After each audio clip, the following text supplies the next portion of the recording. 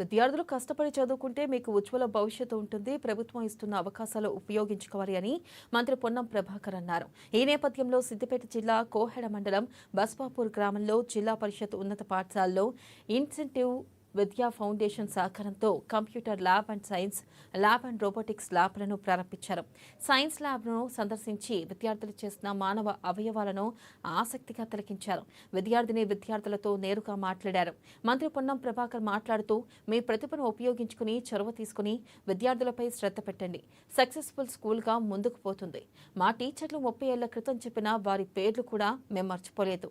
ఇక్కడ ప్లే గ్రౌండ్లో అన్ని గేమ్లు ఉంటాయి. Science lab, computer, robotic lab ఏర్పాటు చేశాం.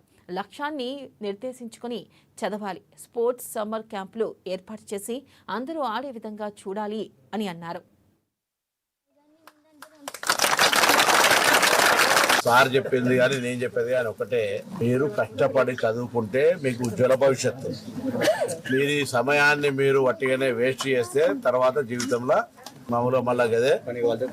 కాబట్టి ఈ ప్రభుత్వం ఇస్తున్నటువంటి అవకాశాన్ని ఉపయోగించుకొని కొంత శ్రమ పడి చేయండి.